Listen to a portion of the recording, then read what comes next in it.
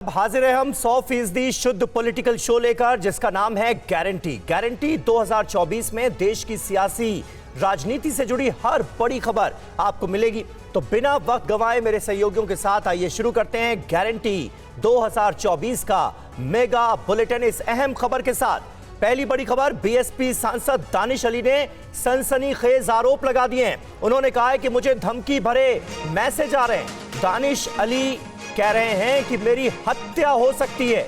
रमेश बिधूड़ी ने देश की साख को तार तार कर दिया है। बीएसपी के सांसद दानिश अली का यह बहुत अहम बयान, जिसमें वो सनसनीखेज आरोप लगा रहे हैं। कह रहे हैं कि मुझे धमकी भरे संदेश आ रहे हैं, मेरी हत्या तक हो सकती है।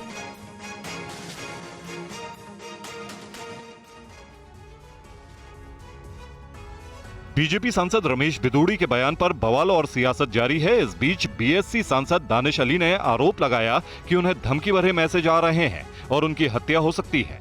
दानिश ने कहा कि मेरी वर्बल लिंचिंग की गई और अब मेरी लिंचिंग हो सकती है। मेरा ये गंभीर आरोप है कि ये अब मेरी लिंचिंग कराना चाहते हैं, ये मेरी हत्या कराना चाहते हैं, ये उकसा रहे हैं लोगों को।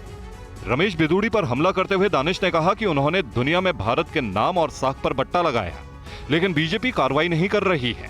पूरे मामले को लेकर अब दानिश पीएम मोदी और गृह मंत्री शाह को चिट्ठी लिखने की सोच रहे हैं। वो देश को और दुनिया को कन्विंस तो कर नहीं पा रहे हैं कि ये आखिर क्यों रमेश बिधूड़ी ने ऐसी भाषा का प्रयोग किया जिससे पूरा लोकतंत्र शर्मसार हुआ है, जिससे भारत की जो साख है, जो इमेज है, उसको अंतर्राष्ट्रीय स्तर पर भी तार तार करने का काम किया। खाली एक समुदाय को ही नहीं टारगेट किया है, हमारे देश के लोकतंत्र को टारगेट किया। उधर कांग्रेस नेता राहुल गांधी ने कहा है कि बिधूड़ी जैसे नेता को आगे कर बीजेपी अहम मुद्दों से ध्यान भटकाने का प्रयास कर रही है। राहुल ने कहा कि बीजेपी जातीय जनगणना के मुद्दे से लोगों का ध्यान हटाना चाहती है। गारंटी 2024 में पूरी खबर देखिए। कांग्रेस नेता राहुल गांधी ने एक राष्ट्र एक चुनाव को महज ध्यान भटकाने वाली रणनीति बताया। राहुल ने हाल ही में दोनों सदनों में पास नारी शक्ति वंदन अधिनियम को भी मुद्दे से भटकाने की कोशिश बताया।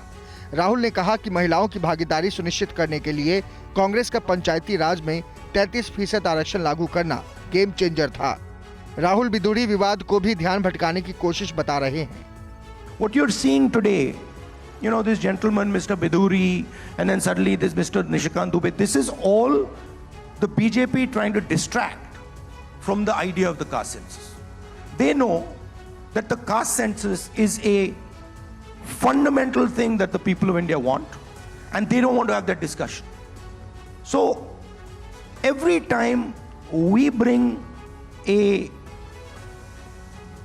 point on the table, they use this type of stuff to distract.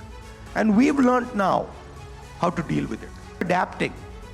In a situation where the BJP controls the media, we are adapting and controlling the narrative. Rahul Gandhi ने आगामी 6 राज्यों के चुनावी नतीजों को लेकर दावा किया कि वो तेलंगाना ही नहीं बल्कि बाकी राज्य भी जीतेंगे, लेकिन राजस्थान को लेकर उन्होंने थोड़ी टक्कर की गुंजाइश देखी है। गारंटी 2024 में पूरी रिपोर्ट देखिए। राहुल गांधी ने दिल्ली के एक कार्यक्रम में कहा कि बीजेपी विपक्ष को अपना पक्ष रखने का मौका नहीं देती। कर्नाटक चुनाव में उनका ही नुस्खा अपनाया। हमने उन्हें अपना पक्ष रखने का समय ही नहीं दिया। जिसके बाद राहुल ने आगामी चुनावी नतीजों को लेकर बड़ा दावा किया है। Right now, we are probably winning Telangana. Right. We are certainly winning Madhya Pradesh. We are certainly winning Chhattisgarh. Okay. Rajasthan, we are very close, and we think we'll be able to win.